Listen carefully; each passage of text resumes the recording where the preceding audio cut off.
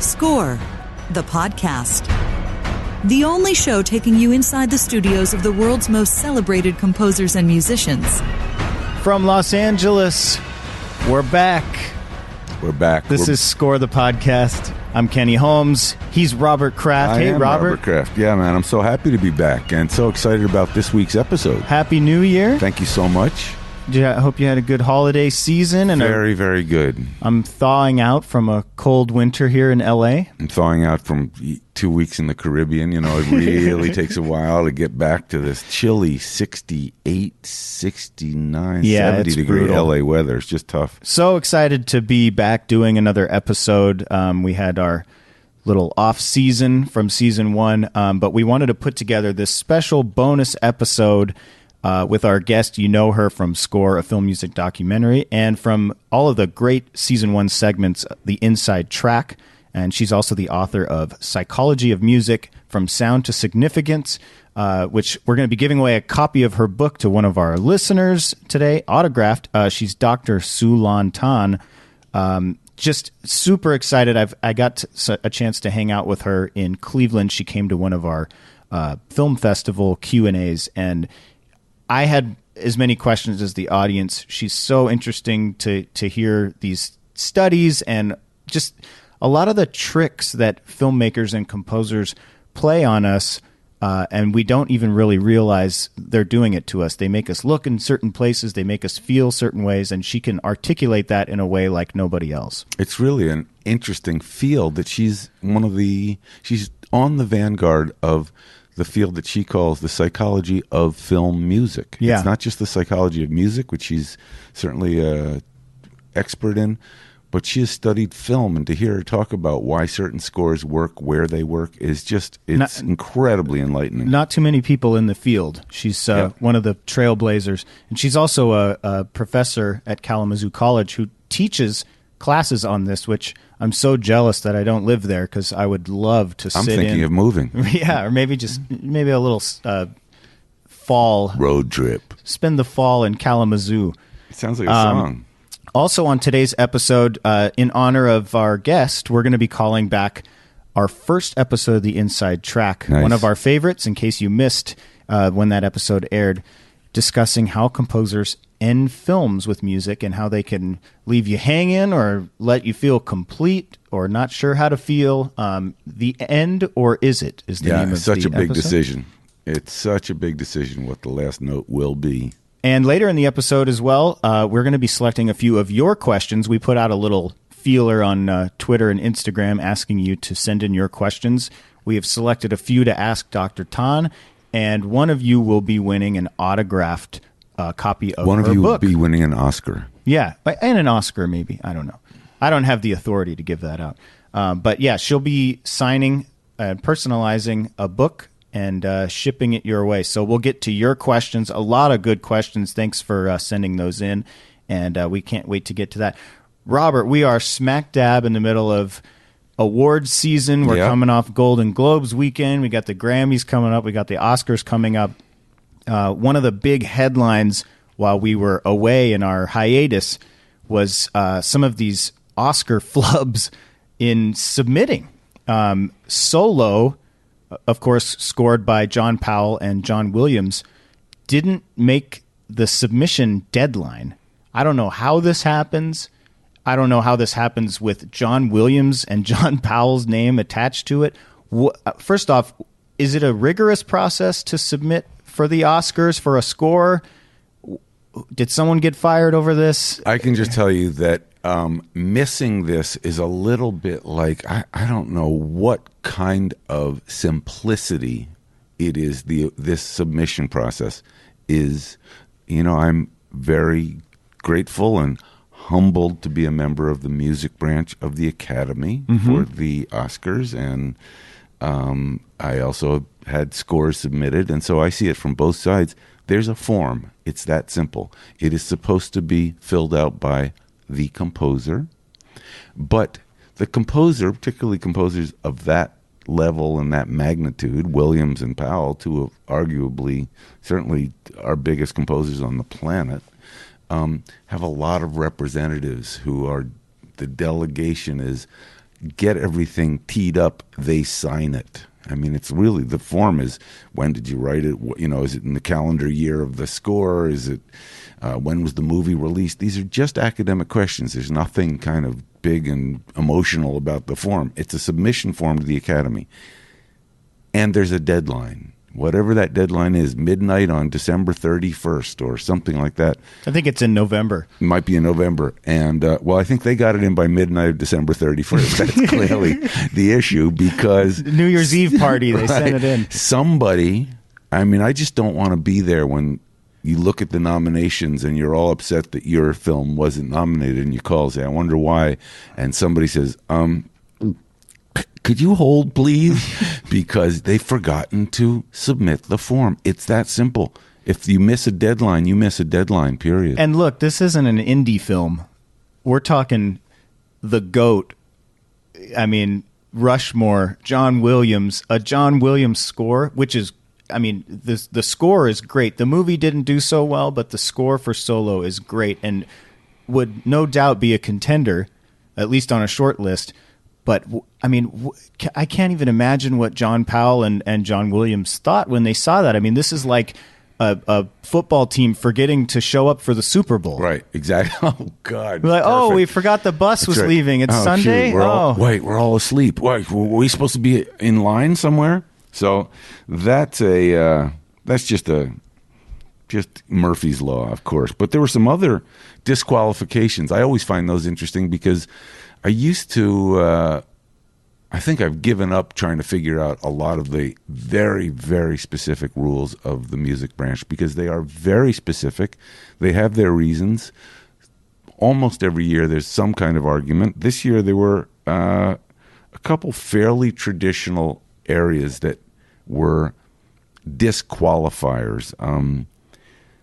Green Book, a wonderful film directed by Pete Farrelly of the Farrelly brothers, and Other Side of the Wind, which is the Orson Welles story.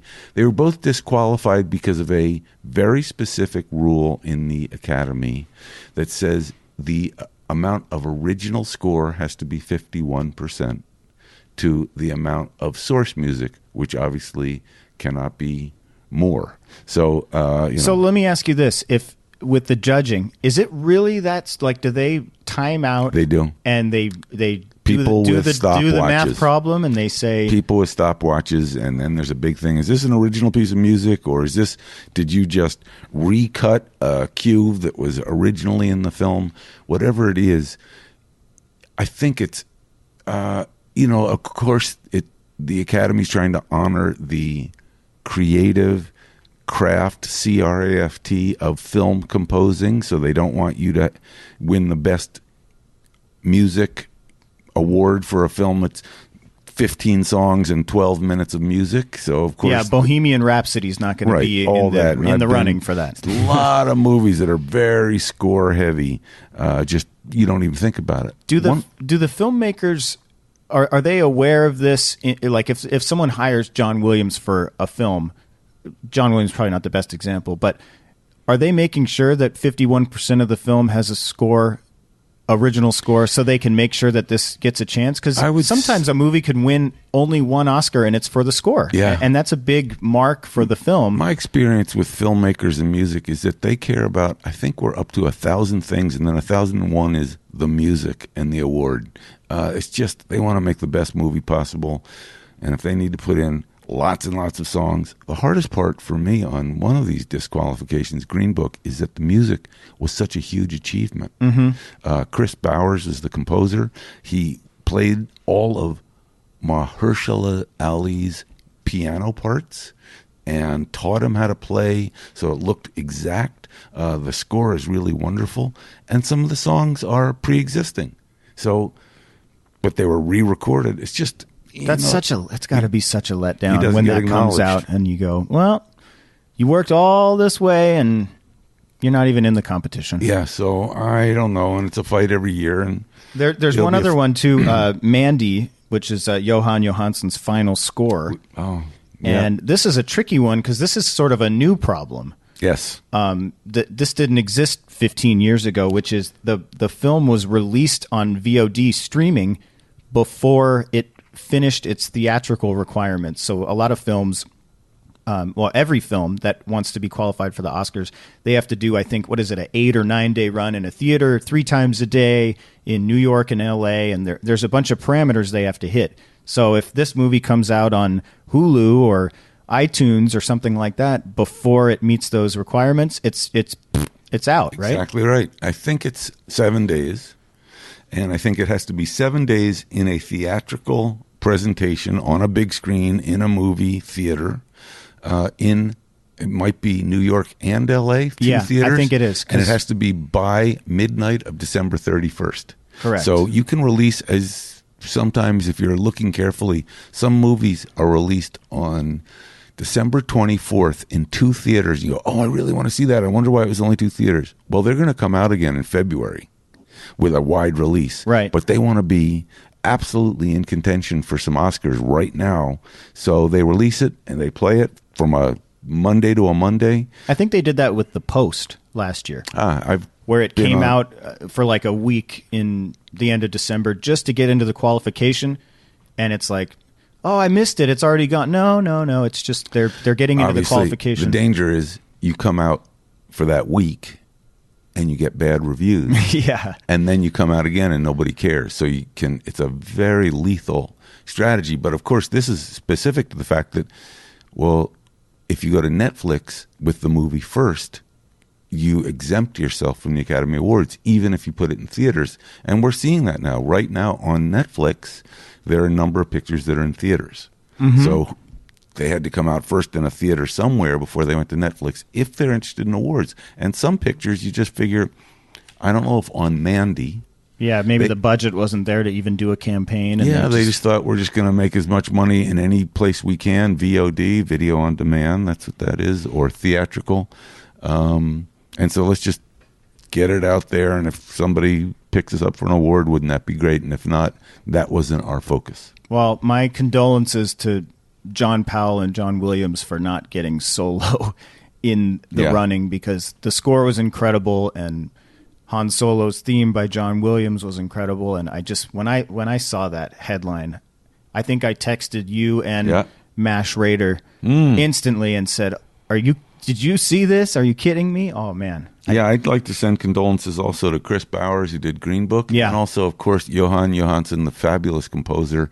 It would have been lovely to hear his name read out at the awards. Absolutely. But we're going to have to leave it with reading it out at Score the Podcast. Well, Robert, I'm so glad to be back with you. Of course, Matt Schrader, who normally was in a huge part of creating this podcast and was running the board all through season 1. He's off working on some exciting things. I know that he's rearranging his sock drawer today. Yes. And so we said, hey, man, can you help us? He goes, I got to, first of all. His priority level was sock drawer. Yeah, so I understand that. So he'll be joining us as we come down the line with season 2, which if the socks are finished. I just dropped that. Season 2. That's exciting. We're working on it. I hope there are a few composers left that we haven't gotten on. Oh, we've left? Got a list, baby. Oh, good. Phew. We are putting together season 2 as you're listening to this. More details to come. Be sure to follow us on Twitter at Score the Podcast. Oh, it's so exciting to be back. Kenny, we're going to rock. We're going to rock. And this special bonus episode to kind of kick off the new year and really get your brain working. We've got Dr. Siu-Lan Town. Can't wait to hear what she has to say. Score, a film music documentary, and season 1 of Score the Podcast. And she's going to be getting to our questions and your questions. Much more to come. Stick around. We'll be right back. Hey guys, Robert Kraft, and I'm inviting you to check us out on Twitter for the latest from the show, giveaways, videos, maybe even a new track from that pop superstar, Jordan Bieber. Check out our handle on Twitter at Score the Podcast. Now, back to the show. Welcome back to our special bonus episode of Score the Podcast. We're so excited for our guest. You've heard her first off on Score, a film music documentary. Heard and seen her. All the way from Kalamazoo, Michigan. She's a professor, and also her latest book, Psychology of Music from Sound to Significance, second edition. And I think she's not only a college professor, but clearly, if we can gauge by the amount of remarks we got about her performance in our documentary, she may be a movie star. She is a movie star. I think so. Well, when we went to Cleveland for the film festival, Cleveland International Film Festival, she did a Q&A with us, and it was the best Q&A we did of the entire run of Score. And, would you like to introduce our specific guest? We would like to welcome in Dr. Siu-Lan Tan. We've been saying her name wrong on the season, but apparently you can say it multiple ways. Her family calls her in different ways. So welcome to the show. Yeah. Thank you. Hi, Kenny. Hi, Robert. It's really a pleasure to be here on the show. Thank you so much for inviting me. And this is a special edition of the episode in that you're the first guest coming through FaceTime. We're talking to you from all the way from Michigan because of, obviously we like to be in people's studios, but today we're here in Holmes Productions. Our travel budget has been restricted. Yes. So that we can... The idea which we wanted, which is to fly to Kalamazoo and interview you in person, we're going to save for next season. I don't know if I have a jacket big enough for Kalamazoo. Well, I'd like to say it's, hello from snowy Michigan, but it's not snowing today. There's no snow on the ground.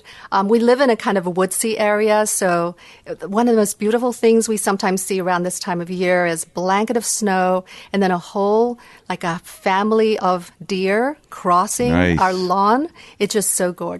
But no snow today. I love the way everything you say sounds like way better than anyone else would say it. And for a podcast, you just painted a beautiful visual picture. I love that. I wish I was seeing deer out the window. We got, nice. We got hazy skies and traffic. Siu-Lan, again, is a music psychologist and specifies in the study of film music, which is so interesting because you're almost kind of a trailblazer in that not a lot of people have done these studies. There's a small group of you. Am I wrong on that? Yes, it's actually a small group. It started about 35 years ago that people started looking at film music because, film is so complex, music is so complex. So it's not something that all experimental researchers are really drawn to. It's so interesting because, of course, it was actually through the documentary that I became aware that it was even a field. I mean, I'm so, as you can imagine, I'm so sensitive to the relationship of picture to sound and story to music and all these things, but I never thought of the academic approach and why I respond the way I do. Yeah, I think for me, from a personal point of view, it's about the magic. Movies bring so much magic to our lives. We kind of live a million lives more than we can because of movies. And then as a researcher, it's the mysteries that draw me in. There's so many mysteries about how music works in film. So it's just a rich area of research. Was there a moment or a film or a score that drew you into this study, or how did you get into this field specifically? Well, it's interesting. My mother was a piano teacher who taught at home. So when I was in the crib next to her and in playpen, I probably have listened to, overheard 100 different piano lessons, hundreds of piano lessons.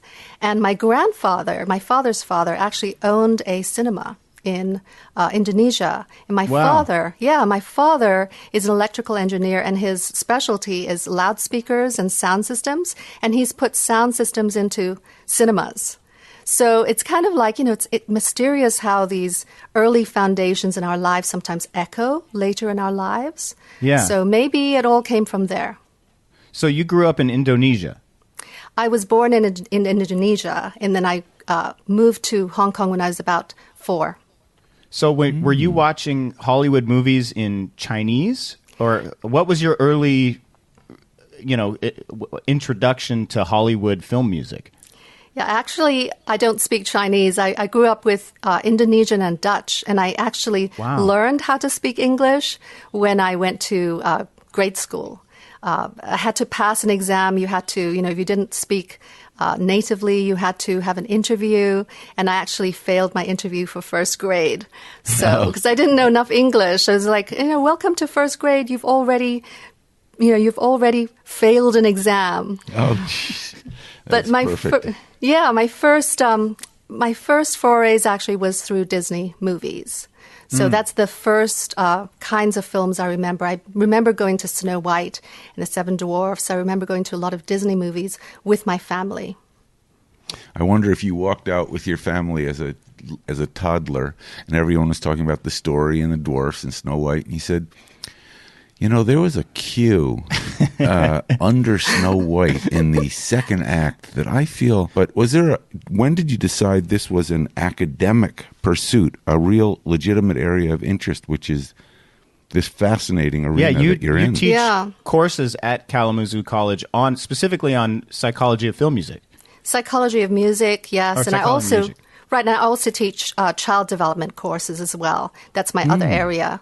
But I always was interested in composing. So I started composing. I composed for about 9 years. I was very active in that. And I was a music major, so my bachelor's degree is music. And then I went to psychology. And once I was in psychology, I thought, well, I put this together with music because I was so interested in composition. I started to study how people engage with music when they're listening. So without anything to do with film. But it was kind of esoteric. So when I went to start teaching, my students couldn't always understand what my research was about. So one day I was thinking, well, I'm doing research where you actually have to have a background in music theory. I want to do something that everybody can kind of get into and understand. And I was standing in our basement where we have a lot of posters of films. So I thought, well, what about film music? It started like that. It's wonderful. wonderful. Wonder what people have found out about film music. And it started off like that. And also because I've always really loved the little extras, 8 or 9 minutes of extras on DVDs showing about the composer. I always thought that's the best part of the DVD. Why is it only 8 minutes long? I want 80 minutes, And now you guys have actually given that present. So we have 93 minutes of Score, the film music documentary. And we're able to explain it better with the help of you. That's actually one of my favorite parts of the movie where they show the goosebumps and what happens. And I find it fascinating. I really do. I think it's an incredible perspective on something that we take for granted. Do you think that using film music, because you said your students were having trouble connecting to classical music, maybe they didn't grow up with it, they're not comfortable with it, but what is it about the connection between especially the younger people and film music? It's still classical music. It's the same instruments, it's the same setup of an orchestra, but why does that connect with them differently, do you think, with your students? Well, it probably has to do with the power of contextualizing it in a story and the whole ebb and flow of the story, bringing out some of the nuances of the music. I think that would be it. The combination of music, powerful music and powerful scenes, powerful imagery and performances, sort of the magic of those two things together, I think, is probably much more than one of each of those alone. Are you seeing a growing interest at more and more over the years with social media? There's much more information, and all this stuff is way more attainable for young people to be interested in. Are you seeing your classes overflowing? Like, what is the situation in schools for this type of study? Yeah, psychology of music is growing. When I first started, I was in college and then in graduate school. It wasn't really an established field yet. And now we have societies, we have conferences every year, multiple conferences, international, lots of different places around the world, as well as here in the U.S. as well. And among my students, I get so many students in my classes, not just psychology of music, but just coming up to talk to me about how much they love soundtracks. And it's just wonderful to see, right? It's so wonderful to see soundtracks like The Greatest Showman just breaking all sorts of historical records, right? Yes, I wonder, when you say your students come up and tell you about soundtracks, do composers contact you or come up to you to say, I mean, ideally, would they ever say, could you listen to this and tell me if I'm nailing it the way that I'm intending narratively? I'm looking for goosebumps here. Yeah. How do I? Is there a chord that I'm missing? Well, Have you had those conversations? I don't think I would be able to tell a composer what to do. What composers do actually just absolutely strikes me as awesome. They're able to do something that I cannot understand. And I think I'm going to spend my whole lifetime trying to unravel what they do and how they do what they do. My research is really more descriptive. I find out, why does this scene work? But I don't think it's prescriptive. It's not something that's a formula where, here's the results of the study and this is how I should compose. But yes, I've heard from researchers, from people who are studying composing for film, as well as people in the industry because of score. And very often I get emails. Yeah, I get emails that begin with, I was on a plane, because score is playing on so many airlines. So they'll say, I was on a Delta flight, or I was on the plane the other day. Yeah, and I saw this wonderful movie. And then they'll reach out to me. And I've heard from accompanists, silent film accompanists, who will say, I really appreciated. A lot of them are just so thrilled. There's a film that puts film composers in the spotlight and their talents in the spotlight.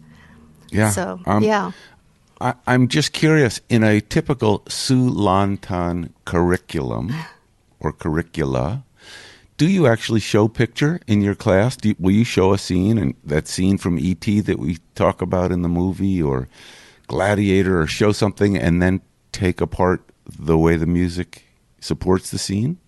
Yes, and two of my classes, we often do that. So I teach a class.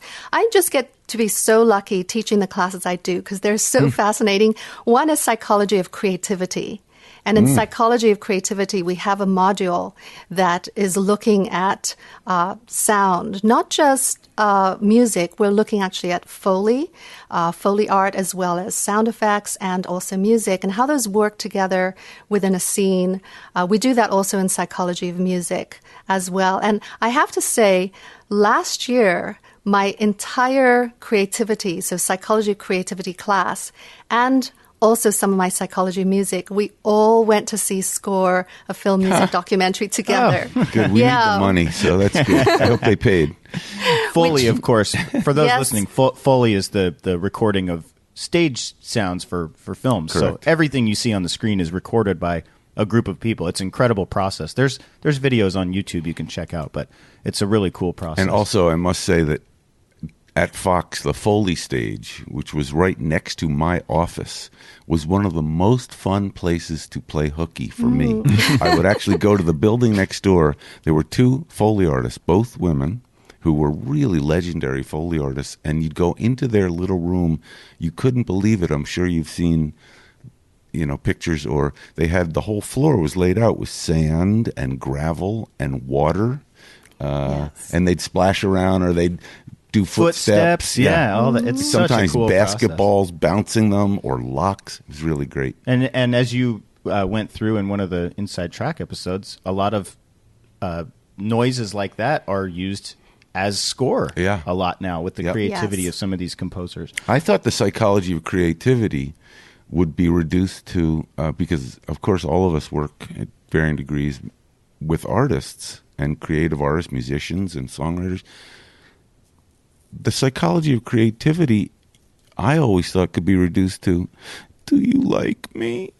Because that's why often people are so driven to make things, I find. I mean, I'm having spent my life in it, sort of looking for applause and approval and love that they maybe never got, which I know reduces it. But there's an engine in a lot of artists to fill themselves up, and creativity becomes a way of finding approval. I don't know if that enters into your psychology classes. Yeah, I think psychology and creativity, it's all about expressing oneself. We all want to sort of make a distinctive statement One of the interesting things when I'm teaching my psychology of creativity and psychology of music class, and we talk about film sound, is that after watching so many years of film, they're surprised when I point out to them the ventriloquist effect, an illusion that we have when we're watching film. So I point out to them, for example, that when someone is speaking, the sound isn't coming directly from their lips on the screen. So because in the next scene, the lips might move to another spot. So the sound isn't coming from exactly where the lips are moving. That's an audiovisual illusion. So when I point this out to my students, they're like, wait, what? Oh, of course, the sound isn't coming directly from the lips of Ingrid Bergman, for example, or Humphrey Bogart, because in the next scene, the lips might move somewhere else. But it just looks so convincing to them that it's coming from there. So you almost have to... your brain has to tell you where to look, which is kind of what goes into the eye tracking. Exactly. The study you talked about eye tracking. I wanted to ask you about eye tracking a little bit because we touched on it in Score, but you mentioned that most of the time when people are watching a film, the majority of the audience is looking on the same spot on the screen at the same time. Is that something that filmmakers take into account? Do they do things based on those studies, or is it just an interesting thing to point out after the fact? Like, how is that used, do you think, in filmmaking? Is that something that they take account for? I think in filmmaking, mainly it has to do with the visual, the mise en scène, the way that we arrange things on the screen so that the eye is driven to those spots. But I think eye tracking is interesting because it can show us a little bit more about what directors are doing instinctively. Their instincts are so good about where people will look. And so, for example, if we are looking at a scene, we find from eye tracking that most people are very drawn to several things: faces, hands, and text. They're also looking at bright spots within darker scenes, for example. So we can kind of see where people tend to look visually. But then music can also help you to look where you're supposed to look. So two things. One thing is if the music is doing something very similar to what's happening on the screen, your eye will tend to look there. And that's based, again, back on that ventriloquist effect, that illusion. So usually if, for example, we see a horse across the screen, right? We think, oh, okay, the sounds of the hoofs falling where they're falling, that's where the sound is coming from. So when we see a horse going and we hear sound, we tend to look at where the hoofs are, even though the sound isn't coming from there. The same thing. Yeah, and the same thing when we're hearing something like music going up or music going down. If there's something that's moving along with it, we're more likely to look there. And you can kind of create illusions. So, for example, say you wanted to show a scene where you want the viewer to look at something that's very big, like a dinosaur in the front of the scene, and the dinosaur is moving very slowly. So if you have music that's fitting sort of with that very low bass, slow sound, you're more likely to have viewers looking there. But if, for example, you have in the background, let's just say a little poodle running in the background and you want people to actually look at the poodle, then if you have music that's like very light and playing at the same rhythm as the poodle moving, you're more likely to draw people's eye towards that poodle. So if I want the audience to say, hey, don't look at the poodle back there because I don't want you to see it until the third or fourth time you see the movie because that's a clue for the story, we can kind of draw that audience eye away. That's incredible. I think we had a discussion in Cleveland about this kind of, but that goes back to the ventriloquist effect is how when we're babies, our attention is first drawn for hearing. So you look to things that you're hearing. Yeah, actually, my other area is psychology, developmental psychology. So I'm interested in infant development, child development. And we actually have learned that we're able to start hearing. So our auditory system is already functioning about 3 months before we're born. So about 3 months before you're born, you're already sensitive to sounds that come through to the womb. So any sounds that are a little louder than 60 decibels, which is quite a loud sound, sort of like as loud as music would be playing, like in a pub, for example. That kind of music kind of goes through to the womb, inside the womb. There are certain sounds. I used to take my both boys to a lot of rock concerts before they were born. I mean, we would go as a couple, and they kicked.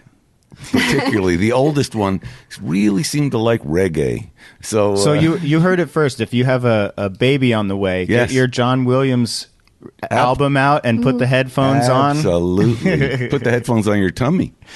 That's so interesting. We're going to take a quick break. Much more to come with Dr. Siu-Lan Tan, who's joining us all the way from Michigan. But first, a little treat. The first episode of the Inside Track, The End, or Is It? The Inside Track with music psychologist Dr. Siu-Lan Tan. At the end of a musical phrase, music can sound like it's still continuing and has more to say, or like it has ended.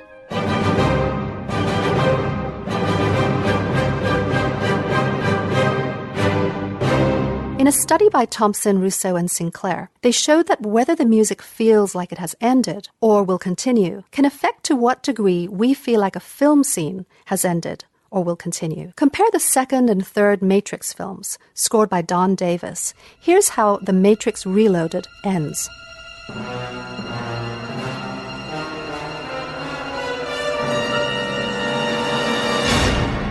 And here's the ending of The Matrix Revolutions.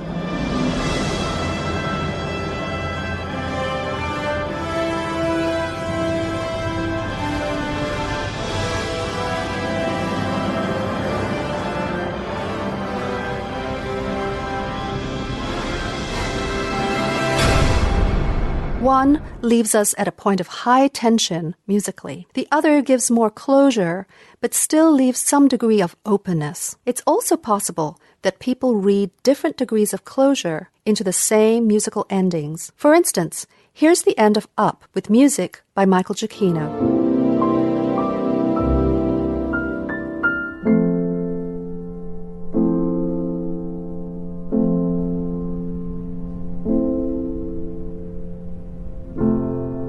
A number of research studies suggest that some listeners focus more on what happens to the melody, the high notes you hear in the piano. In that case, the ending is musically quite open. Others are more sensitive to what's happening in the harmony, the low notes you hear in the piano.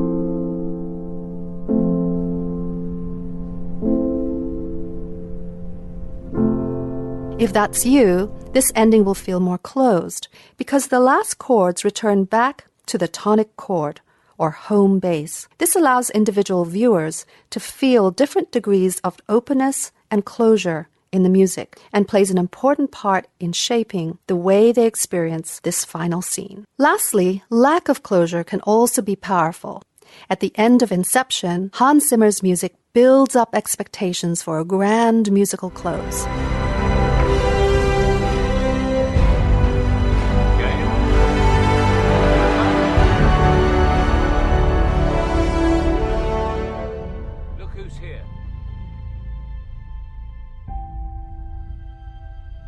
Instead, we come to a quiet ending with the final image of a spinning top and a few soft strains of sound.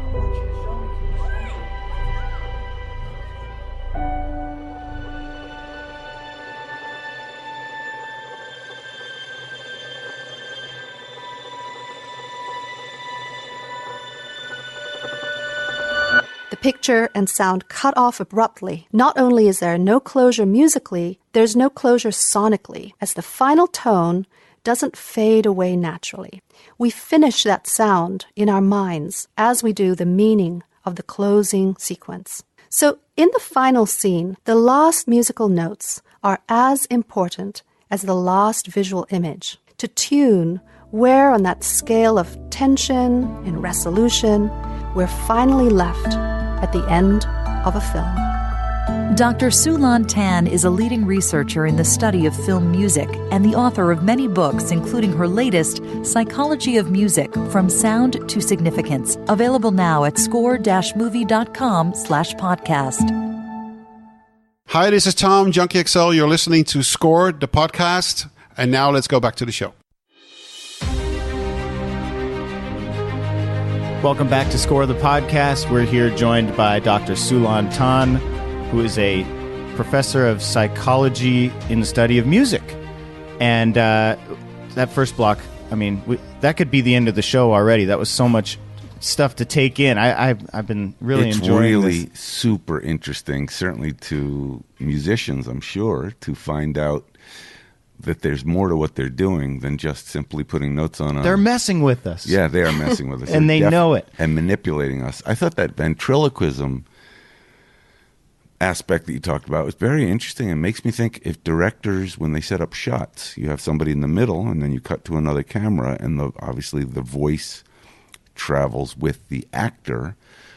You've just basically taught me something about movie making that I haven't thought about, and I've only seen, I think I'm up to 1 billion movies, and I've never thought about these things, so thank you. If you can That's blow great. Robert Kraft's mind, Yes, you did it. you're killing it. You did it.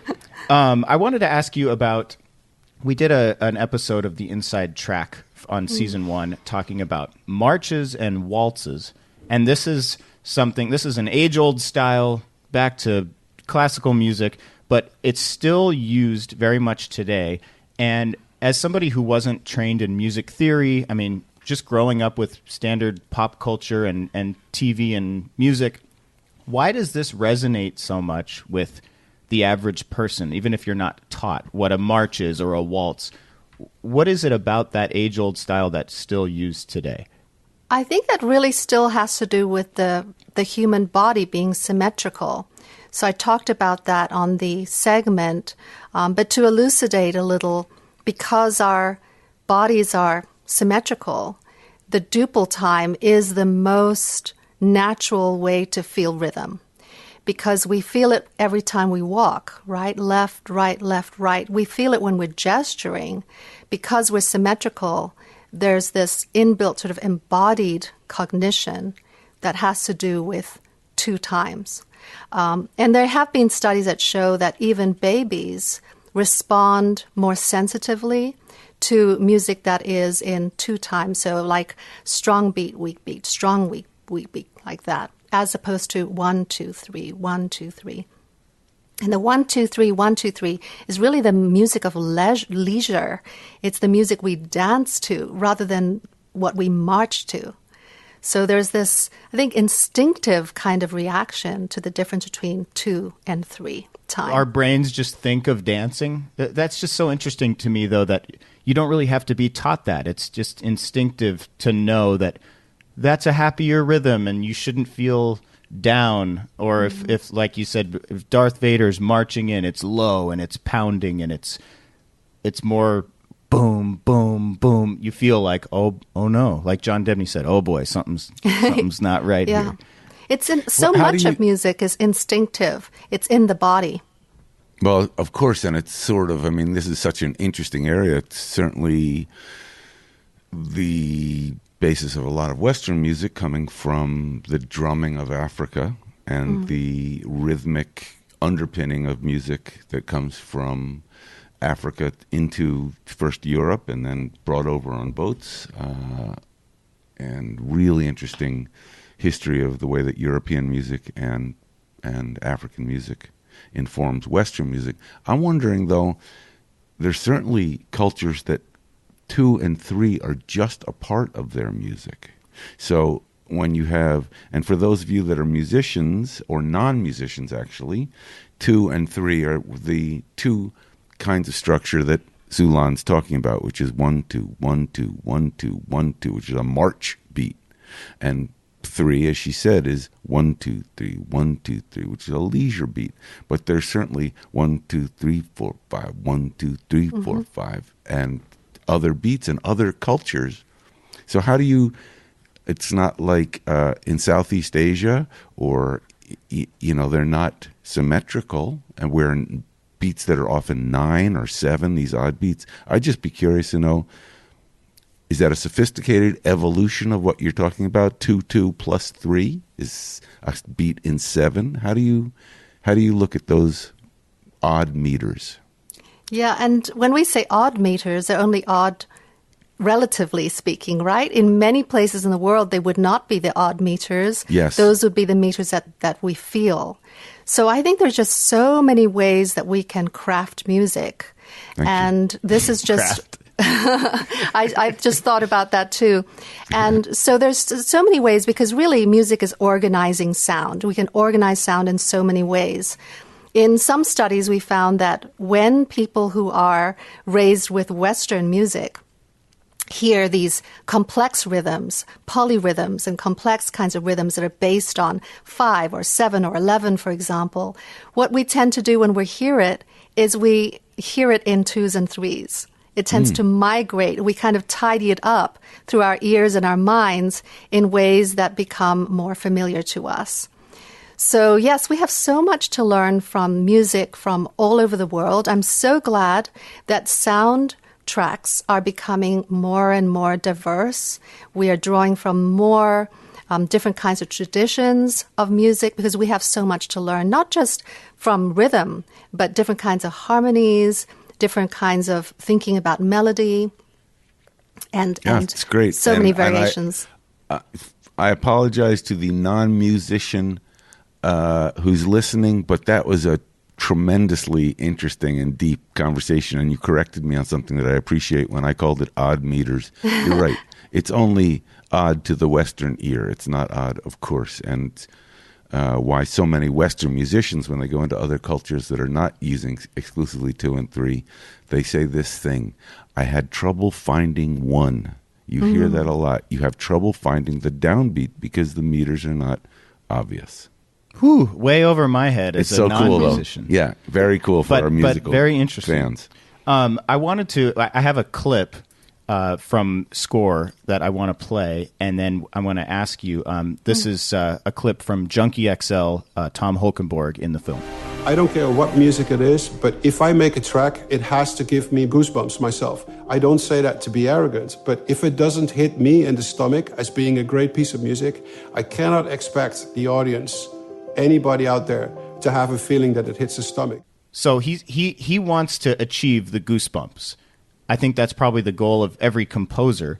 I guess the question is there a way to achieve goosebumps? I know we talked about the reward center and the way we feel when we get goosebumps certain things can trigger that. But are most people getting goosebumps at the same time when something like that has happened? Is that just human culture, or are we drawing from personal connections?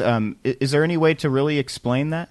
I think the closest would be there are studies on chills, so musical chills and feeling, for example, a spine-tingling feeling. That's also related to goosebumps as well. There's a lot of research on that. A couple of things that have come from that research are we tend to feel chills in music when something happens, like a melody rises out of a harmonic pattern. So when we suddenly hear melody sort of rising up above a lot of music. But another thing has to do with surprise. So if there's something unexpected that happens in the music, that also can help us feel something grander. The other thing, too, is that people respond differently to the same piece of music. So there was a study I think it was in 2011, looking at how the same piece of music played with piano versus a small brass quintet, so 5 people playing brass, versus an orchestra, how people respond differently in terms of how much they feel tension. And they found that people with musical training responded differently to people who didn't have musical training. They both were very sensitive to tension and emotion in music, which is very related to these goosebumps.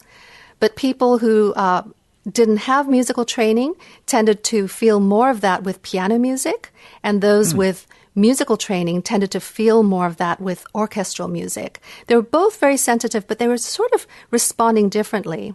So I think That's when wonderful. when we talk about music, we have to also think about how we talk about a score like it's one thing, but every listener is actually reacting in a slightly different way. We're all individual listeners. So what we bring in, whether it's music training or with our associations with the music, what our likes are and dislikes and our histories, we bring that in as well.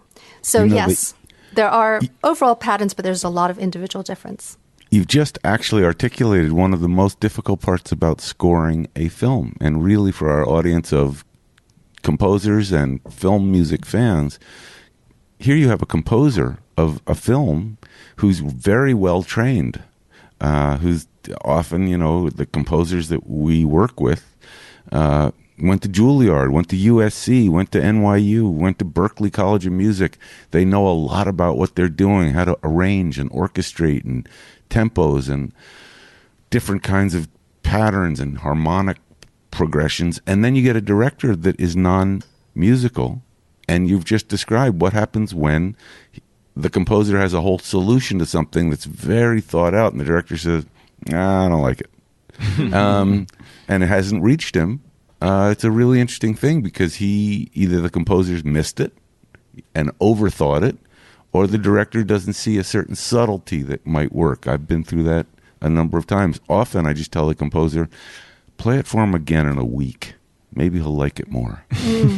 Yes, you're absolutely right about that, because repetition alone, just becoming more familiar with the music, can change the way that we hear that piece of music. I think it's so important to also remember that the everyday listener who doesn't have musical training, they can be extremely, extremely sensitive to music, and they can have insights into music and be very moved by it. I've learned so much from my students who don't have musical training but can tell me why a soundtrack is working for them.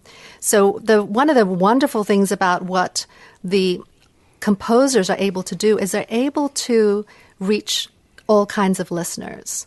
So the listener who's coming in with a very different kind of background, they're able to move them and sort of paint with their musical paintbrush these colors that we can all see. They might be different colors, but there's a rainbow nonetheless. That's a special interesting, talent. What you were talking about, how people react musically trained versus not. I'm curious, do you play any musical instruments? Yes, my training, I was a music major, and my training was in piano. And so all the composing I did was at a piano, and I would not be able to do anything so elaborate or orchestrated as the musicians that we see on score. In fact, I took an orchestration class. There was only one assignment that we were given.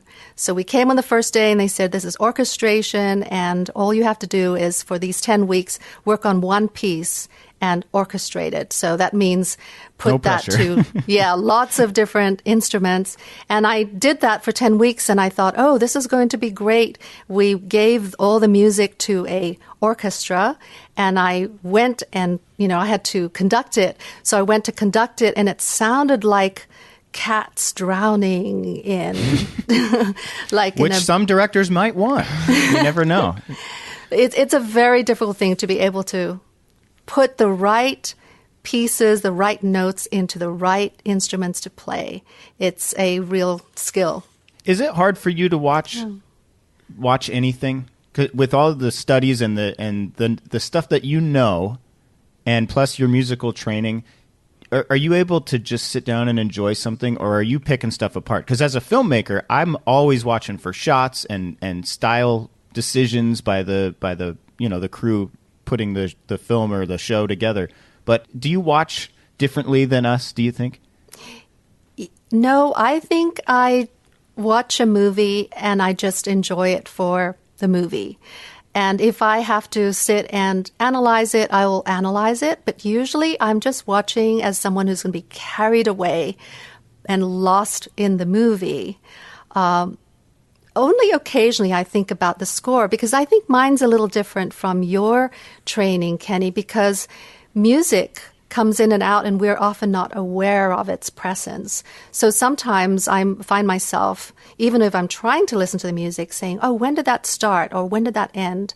And I sit there in the dark as well, like everyone else, and I look at all the pieces of music that are listed at the end, and I go, when was that playing? When was that playing?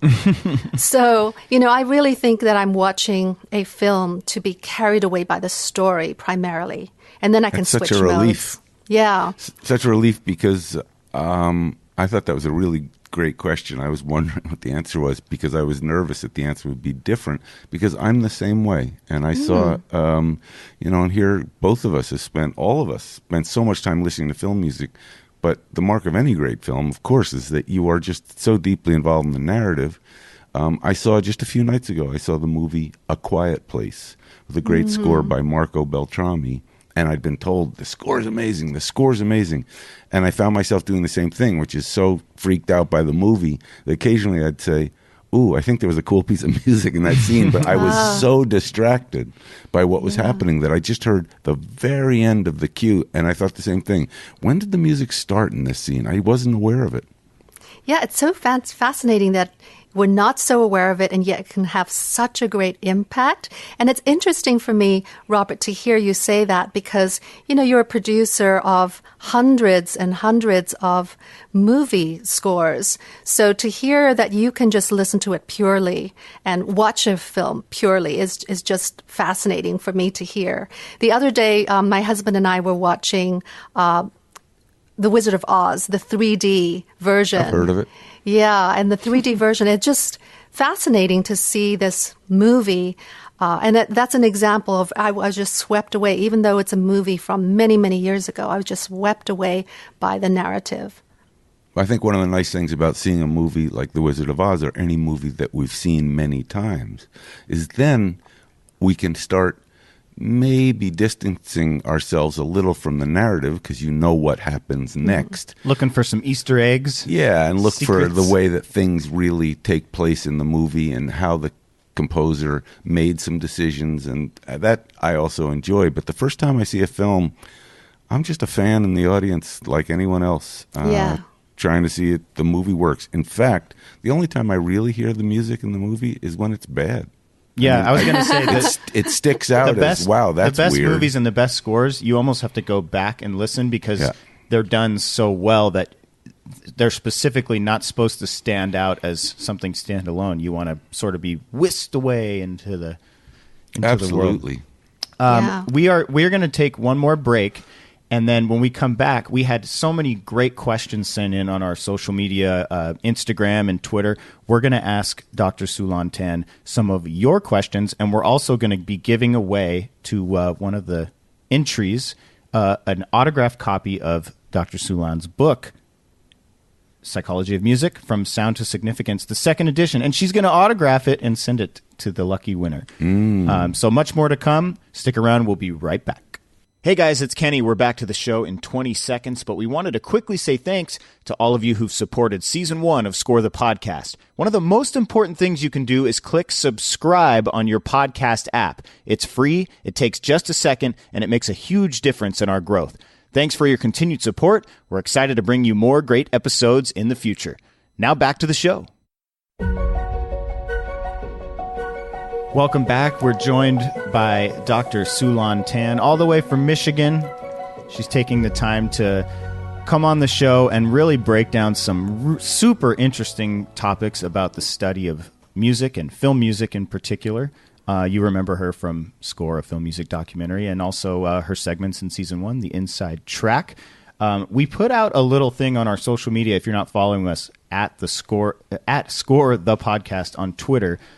We wanted to ask you to ask questions for Dr. Siu-Lan Tan. So we had several submissions on both Instagram and Twitter, and one of the lucky senders of a question, if you will, is going to win an autographed copy of your book, which is on our website, score-movie.com/podcast. But is it also on Amazon? It's on Amazon, and it's published by Routledge. So it's on Routledge's page as well. Cool. So we're going to announce the winner of the book in just a bit, but we want to get to some questions. Robert, you want to start it off? Yeah, in fact, one of the nicest things about the questions is that they're from so far away. All over the world. Really, the whole world. Awesome. Australia, Switzerland, New York City. Here's the first one from Sarah Goddard in Australia. She wrote us on Twitter, Siu-Lan, what is it about adding vocals that makes a score more emotional? I've noticed with some films like Gravity and Wreck-It Ralph that they bring in vocals for the really powerful emotional moments. So I guess she's wondering, Siu-Lan, if you could comment on the emotional effect that a choir or a solo voice has on the listener. She says this must go back centuries. Probably to the first time somebody sang. Yeah. Well, I really liked Sarah's question because usually I get asked questions about instruments and people forget that the voice is the most natural musical instrument. So I think it's a very interesting thing to think about voice and the power of the human voice in soundtracks. And Robert knows a whole lot more than me about songs with lyrics. So I'm just going to be focusing on just the voice separate from the lyrics and the meaning of the lyrics. So I've already mentioned how we are already hearing sound in the womb about 3 months before we're born. So the mother's voice is one of those sounds that is particularly internally transmitted into the womb. So it's one of the first contacts we have to our caregiver is through the sound of the voice, even before we're born. So it makes sense that there's something instinctive in us that makes human voice very powerful and very connecting. So when Sarah brings up Gravity is a great example because we have Sandra Bullock, who is completely cut off, completely isolated. And what brings her comfort is voice. So there are a couple of times where she's outside the capsule and she's humming to herself. It's a way of sort of feeling present, feeling her own body. And then there's a part where she's in the capsule, Soyuz capsule, I think, and she hears a voice being transmitted. And it's a male voice singing a lullaby to a baby, and it calms her. And then at the end, I'm trying to stay away from spoilers, but in the last 10 minutes... We're probably good by now. In the last 10 minutes, we've had Stephen Price's music. It's mainly instrumental. And then when we're supposed to start to feel a bit comforted, we hear voice coming in. A voice is added. And we hear that voice stronger and stronger towards the very end of the movie. So it kind of is so important in cutting through from the instrumental, which can be a little colder, to this warmth that's added that makes us feel like we're coming home.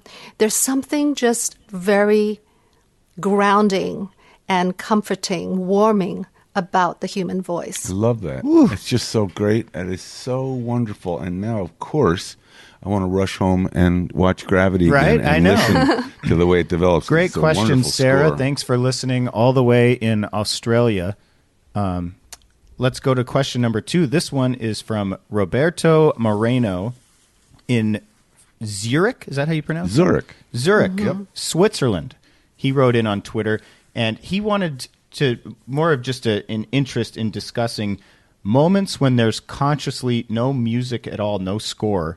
For these scenes, he says, they have a greater impact on him.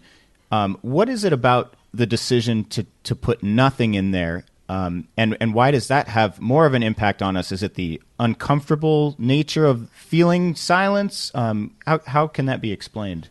Mm-hmm. So Roberta's question, I think, is really interesting because we're usually talking about scores, and now we're talking about the absence of music. So it's really important that music isn't wall-to-wall in a film because we can get habituated to it. That's the psychologist terms for if we're exposed to something over and over and over again, we are attending less to it, we pay less and less and less attention to it until finally we've kind of faded it out from our attention. So if we have too much music, the music can lose some of its power. So that's important that there are some breaks. And I think Roberto does a good job of kind of answering his own question when he says that when the music isn't there, he listens more to the sounds that are inside the scene. And if you go back to that scene, the T-Rex breakout scene in Jurassic Park, something really important is happening there, and that is that it's happening in the rain. I think it's really important to think about the soundtrack not just as music alone, but it's how music and dialogue and sound effects work together as a whole for the most powerful effect. So that scene, the T-Rex breakout scene, is in the rain, and the water is something that's a constant sound. It doesn't change. We're not hearing the T-Rex roar against nothing. We're hearing it against the sound of the rain. And what's interesting about the sound of the rain is constant and it's not changing. So it's kind of like it doesn't care about the things that are happening in the scene. In Psycho, we have the same thing, falling water of the shower. So we hear the shower water, and then this horrible, terrifying murder happens. And then what do we hear? The sound of the shower. Shh, still going on. So if we had music, like a musical score there, it might warm up the scene too much, or it might act like it's empathetic to what's happening, but instead we get indifference. So here's the sound of the rain or the sound of the shower, shh, and then something happens, and then shh, it just continues, like it's indifferent. It's unempathetic to what's happening. I actually am ready to book my ticket to Kalamazoo to take your course. I know. I was going to say, so interesting. Is your curriculum going to be used anywhere else at any point? You mean my course syllabus? Is this type of course being taught anywhere else around the country is my question. Yeah, psychology of music classes are being taught around the world, actually. I don't know of many classes that are just looking at psychology of film music. I would love to see more and more of those. It's certainly a class that students are drawn to. They love this kind of topic. I would love it. If you were teaching here in LA, I'd be there. I would go. I thought you were going to say one little bit about silence in film, in that the oldest trick in the book, for two reasons that I can think of, to go silent is, number one, there's nothing scarier. Mm-hmm. So when the bad guy's going up the stairs, instead of doing the trope of, low notes or low cellos or low piano things that say, oh, here comes the bad guy, just go quiet, and the audience just you can watch from the back of the room, the audience clutches onto them, whoever they are with, because when it's silent, something's going to happen. And that something's going to happen, the second part of silence is it really accentuates the entrance of the music. So the music has import, which is what you were saying, which is when it's wall to wall, you don't get the benefit of, as they say, laying out for a little bit, so that when it comes back in, there's a feeling now. So silence is very important to music. I think we have one more. Yeah, go ahead, please. No, I was going to say, I love the way that you express that, and especially how isolating silence is, that we feel so alone. I think coming back to that movie, A Quiet Place, one of the things that was amazing is the trope of silence in a movie is almost the focus of the narrative, which is I don't want to be a spoiler, but the bad creatures only hear, and so you only have to be silent. I did just give the whole movie away. But so the score has to be very, very selective about where it's going to score music, because you're being almost conditioned in the first act of the movie to make no noise. That was probably one of the most important spotting sessions in a movie in a long time. Yeah, I was thinking about it. It's so important to the narrative of the film. So it's a really interesting thing. You want to go with that last question? Oh, yeah, Kenny? final question here. From New York City. Thanks again to Roberto for sending that in, all the way from Switzerland. Yep. This one is from Nate Huntley in New York City on Instagram. When scoring a film in a franchise, how does the theme continuity affect our experience? For example, a Marvel film using the same theme for a character or a motif, how can that affect us and draw us in a little bit and help us follow the story? It's actually, Siu-Lan, just to jump in here, it's actually it's a very interesting issue with sequels at studios. I just can tell you from the studio point of view. Of course, the studio wants to do something that's very traditional in opera, the leitmotif, which is every time you see Robert Downey in Iron Man, you want to hear his theme. Every time you see Darth Vader, of course, you want to hear the march when he comes in. Or these themes are signals to audiences. It's almost like putting on the T-shirt that says, "Here I am." The studio really loves that. The composers, not surprisingly, don't. First of all, if you have a composer score, I don't want to refer to, luckily, Pirates of the Caribbean, you get the same composer. Star Wars, you get the same composers. But on every different superhero movie, you don't always have the same composer from picture to picture. Even on Harry Potter, you had John Williams kick it off, and then Patrick Doyle inherits the next one. So you go to Patrick Doyle, who you want to do a fabulous original score, and say, good news, bad news. Good news is you're doing Harry Potter, and isn't it great? Bad news is some of your cues are going to be by the other guy. We need you to use the other guy's music. And the composer often says, but wait, I could be original, I can be expressive. Or the composer knows I have to use some of the similar material. So I don't know. A little callback. Yeah. I don't know, Nate, if this is sort of what you were wondering, but the continuity is important commercially and also narratively to the audience.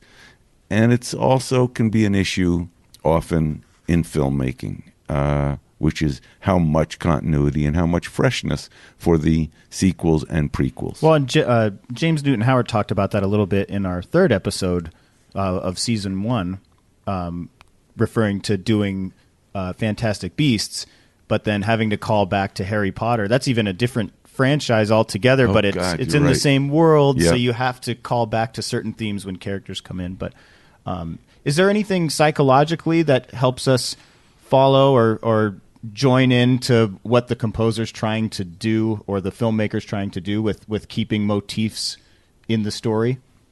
Yeah, I love your comments because I thought it was really interesting to hear Robert talking about how composers might react to this, might respond to this as creative people. In terms of the franchise and theme continuity, I think it's really, really important to the identity of the film, right? So the continuity is important. It kind of makes me think about, right now I'm working on a book with two of my colleagues, James Deauville and Ron Rodman. We're working on the Oxford Handbook of Music and Advertising. And it's the same sort of thing in advertising where sonic logos, branding, audio branding of different companies is so important. So a franchise is the same sort of thing. You're trying to show that these things are all interlinked.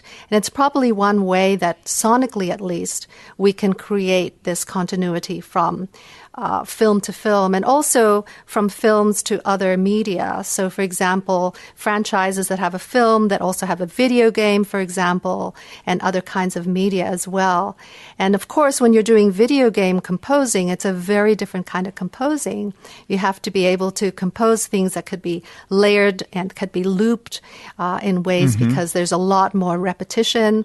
And when you are a composer for film, you're kind of in charge of when the piece is going to begin and end and how it unrolls, how it unfolds. With a video game, you're not quite sure because it's based on what the player might be doing and where they're going, for example, and what they choose.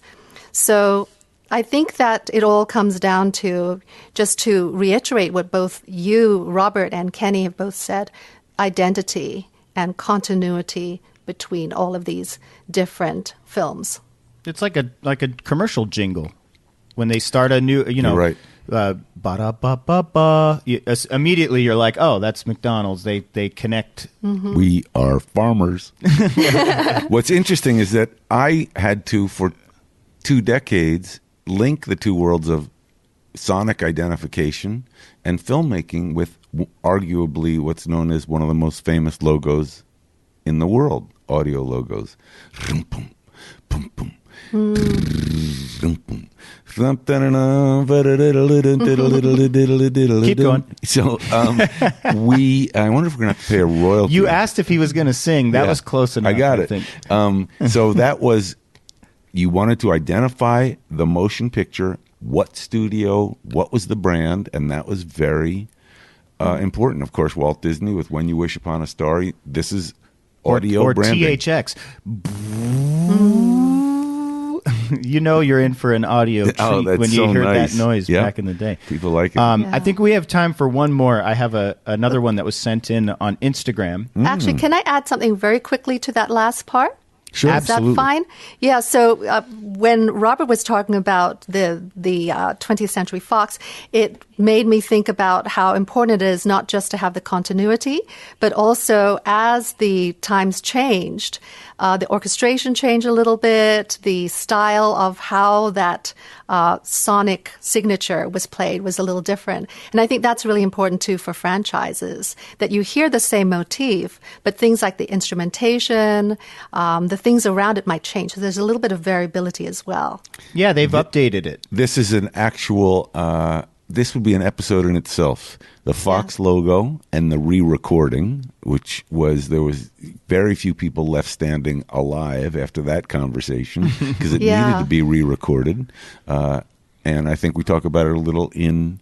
I think Brian Tyler ended up he redid the Universal Open, was redone. And but that was, the motif is still there.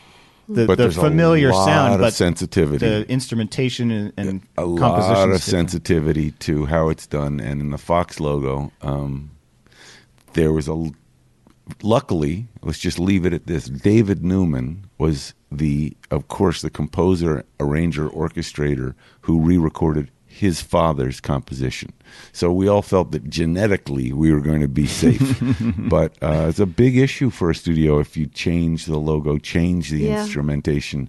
You either get, oh, that's fresh, or, oh, that's wrong. Yeah, and once you change it, you can't do it again really quickly. Yeah. It's like similar with the big companies and their ad campaigns. Yeah. Right. They change something, you see Flow on Progressive for 15 years before they change it again. But it's an interesting topic. Right, and even when it comes to something like TV themes, that kind of variation is done. Bear McCreary talks about how in Walking Dead, the TV theme, he changes it a little bit every time.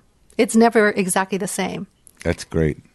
So you still have the identity, but the variations as well. Isn't he brilliant?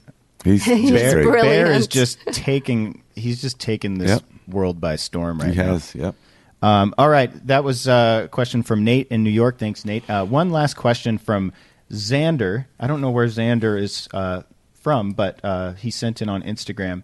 And we touched on this a little bit, but I wanted to give an opportunity to try and maybe answer this a little more detailed. How does different instrumentation change how people perceive a cue or a piece of music? For example, if the same piece of music, such as a romantic cue, is played with trombones versus a violin, how does that change how we feel when we hear it? And why does that maybe have that effect on us with the different instruments? Yeah, the different instruments each have different timbres or different quality of the tone, and each one evokes something a little bit different. I think a great example is in Up from the Married Life montage. It's interesting because in the Married Life montage, we have ups and downs in this couple's life, right? There are happy and very sad, very, very sad moments.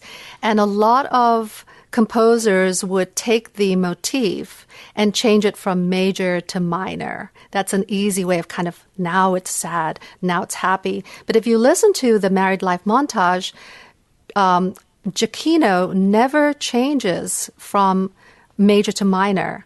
He's instead changing the speed, he's changing the style, he's changing many things, including the instruments, especially the instruments. So the instruments communicate to us what the emotions are in all of these episodes in this couple's life. So when we have the muted trumpet, I think it's a muted trumpet, towards the beginning, that evokes a certain period of time. This is like, okay, this is sentimental. This is a certain period of time in history. Then later on, when we hear the bell-like high tones, that's every time they're talking about having children and babies. So that gives a very different feeling. And then there's violins and strings for the waltz. And at the very end, you have the piano chord, just very plaintive piano chords at the end. So much is being communicated through the choice of the instruments. I'm not a crier, but that married life scene, I have to walk out of the room for that. Yeah. Especially when it does slow down with the is it I thought it was a xylophone. It's bells? Oh, no, I said it was bell-like. I think you're right. It's a xylophone or a glockenspiel. Yeah. Super nice question, too. Xander? Is that Xander, because it yeah. really Xander. makes me think about how, coming back to your orchestration example, the choice of the instrument is really choosing the voice for that particular melody. And do you want it? And the examples that were used, you could play a beautiful melody on violin and then play it on trombone, and it would sound maybe comic. And you don't want it to sound comic. You want it to be romantic, and vice versa. So that's a great composer will know what is the proper voice. Yeah, and there are certain kinds of instruments that will evoke something more romantic, like Xander is saying. So, for example, strings. Strings, you can play the instrument so it will slide from one note to another. That kind of thing.